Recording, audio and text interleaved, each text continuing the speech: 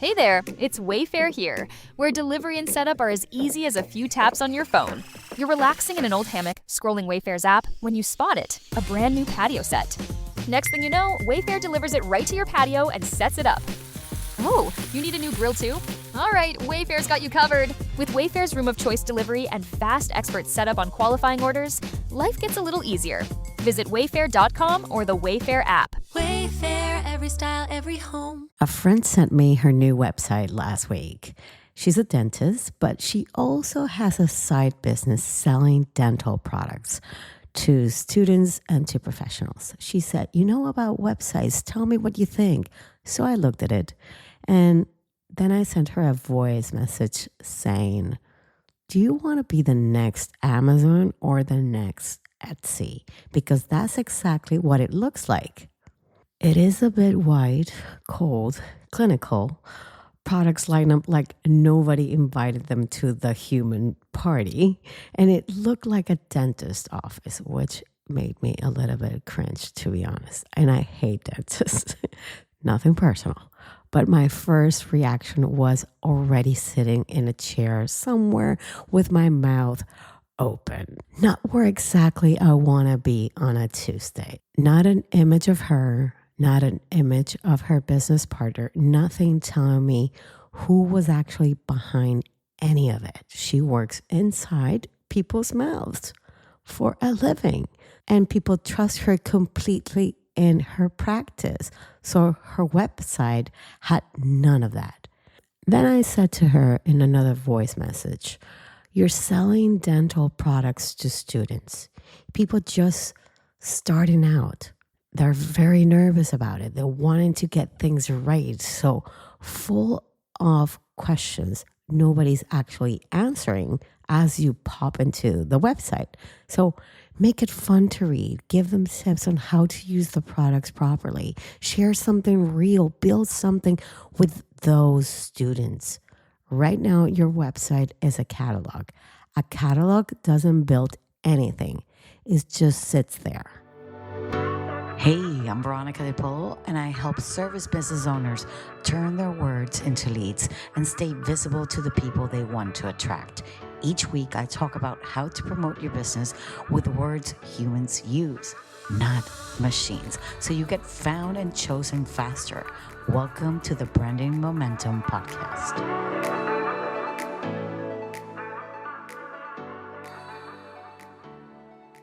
No, really, this is not about her. I've seen this pattern in service businesses for years now. Someone rebuilds their website, goes through the whole thing, the designer, the revisions, the feedback rounds, waiting 2 weeks for someone to actually remove a comma.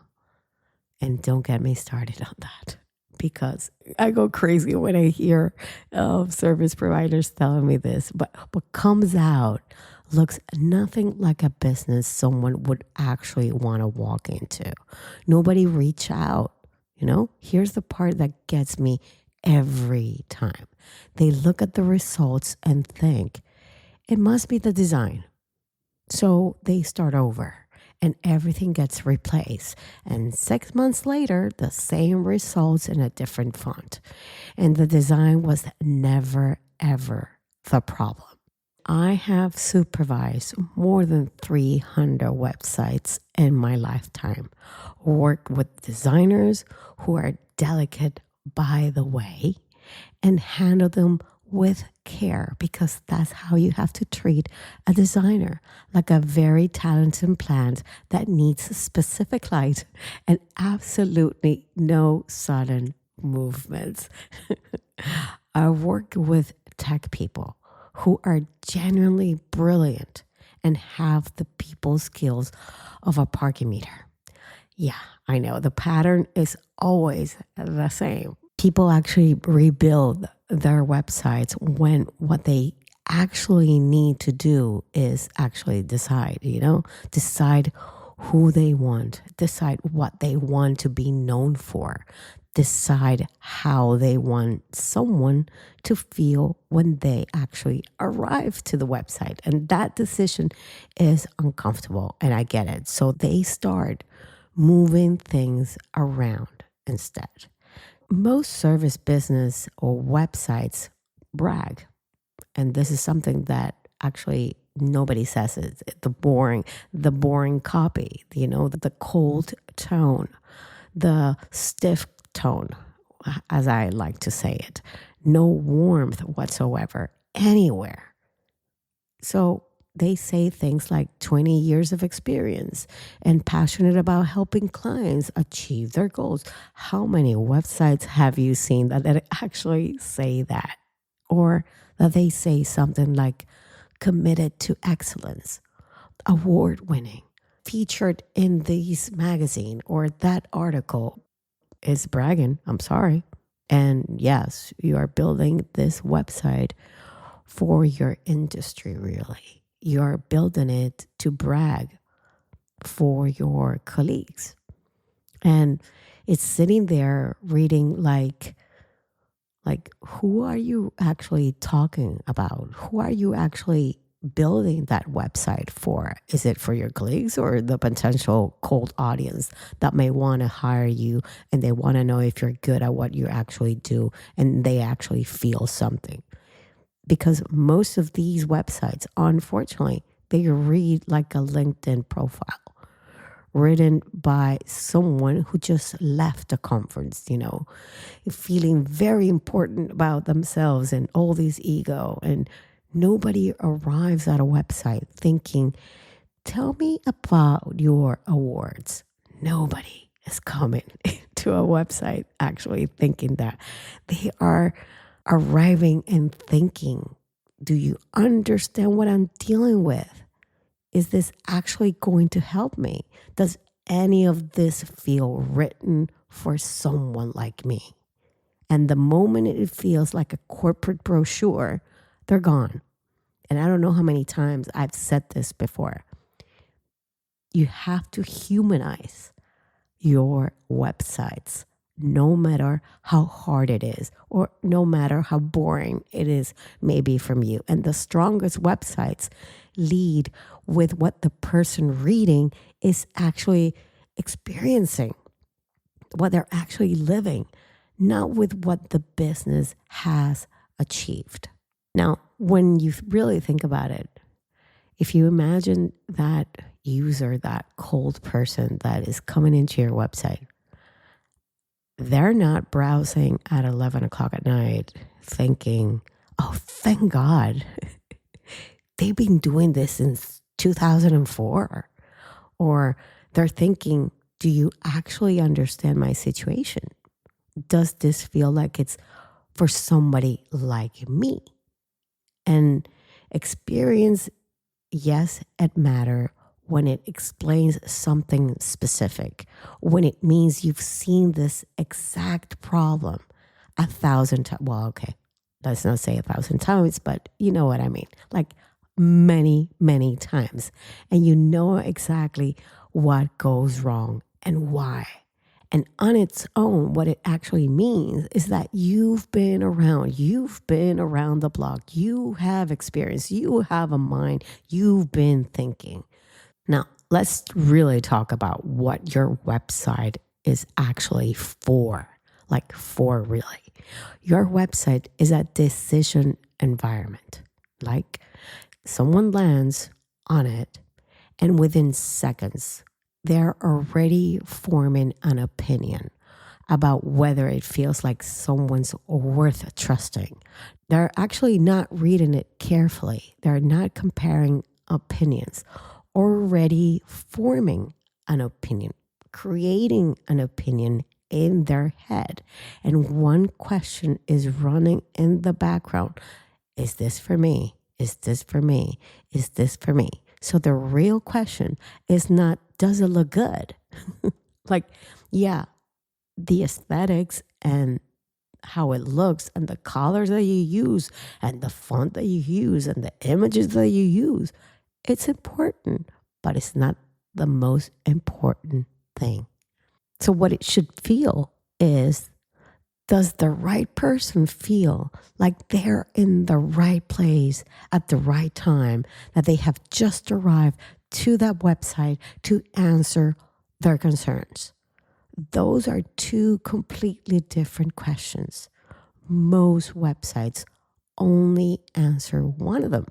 So your website needs to feel like someone lives there, like it has humans behind it, not an AI, somebody. The website needs the personality, not the chaos or not the oversharing, not your entire life story in a beige font. And don't get me wrong, I love beige. It's one of my favorite colors.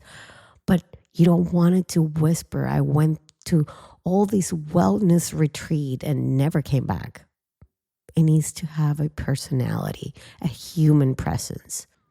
And that feeling that someone dedicated more than 10 minutes writing the copy for the website. Because the first thing somebody comes in, they should know exactly how you can help one with. What are you good at?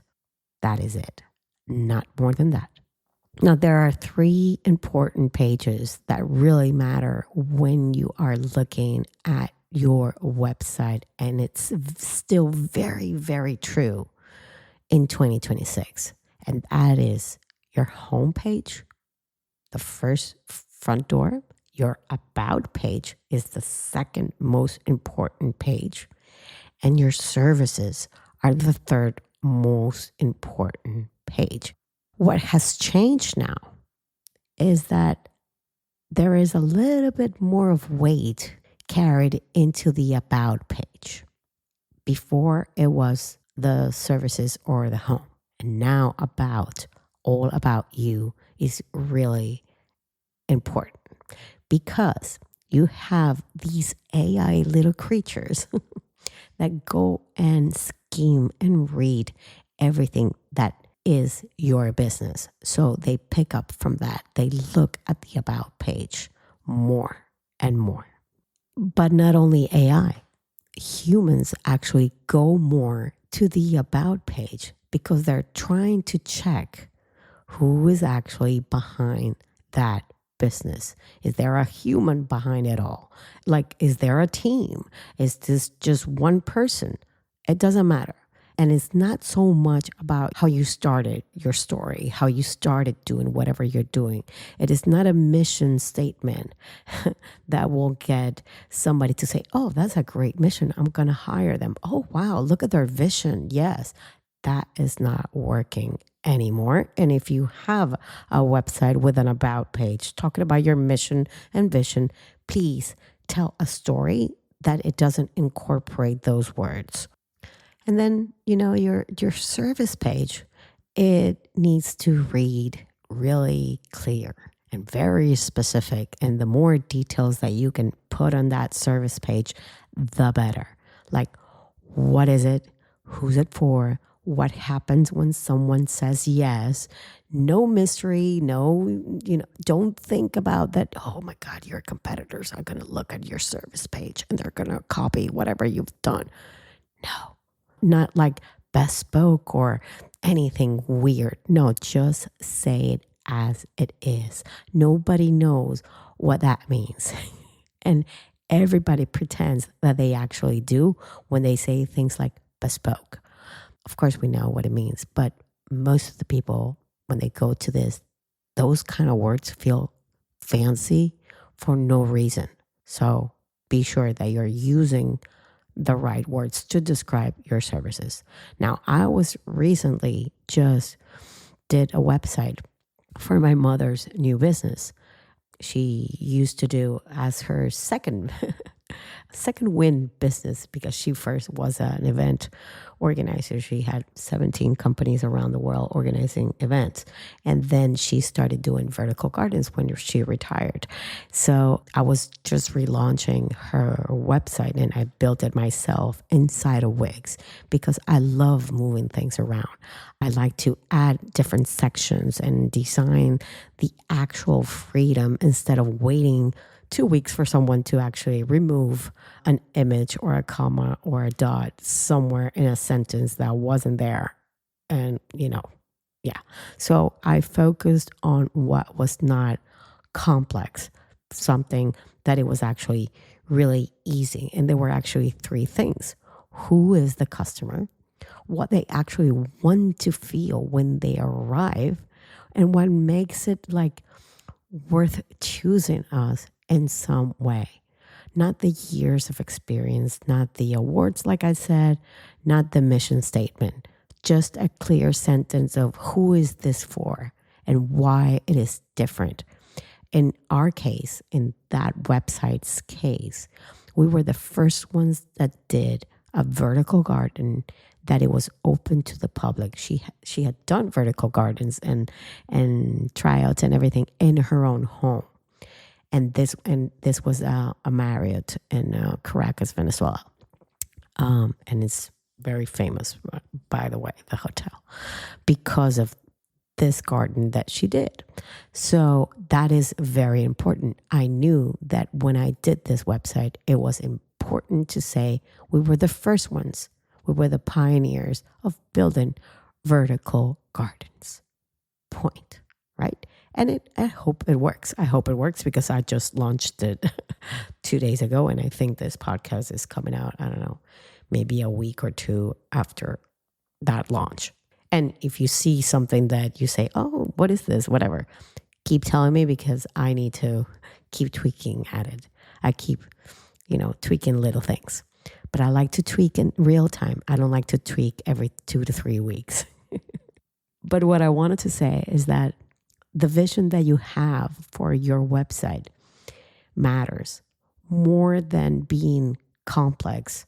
You don't need to have a complicated website. You need just simply to be clear in what you actually want. And clear comes from deciding who are you talking to before touching the design. Because this is all green and all vertical and gardens, I wanted to make it really special when you come in as a statement. But our words are chosen very carefully. So when people come in, they feel invited, that they want to keep on browsing the website. That is the trick about having a website. Now, before you touch your website again, before you call the designer, before you buy another template, before you spend another afternoon moving things around, feeling, productive while avoiding the real question underneath it all, ask yourself this. Do you know what you want someone to feel the moment they arrive? Not what you want them to read. Okay, listen to me. I'm going to say this again. Not what you want them to read. Not what you want them to know about your credentials. What you want them to feel. Without knowing that, no redesign will fix anything. You will keep building a prettier version of the same not so clear message. And my friend the dentist has a beautiful white website full of products. Zero reason to stay. And the website keeps getting prettier and saying less. So decide first, then design. I'm going to see you same time, same place next week. Oh yeah, and by the way, if you want to see that website, I'm going to put in the links below. Bye.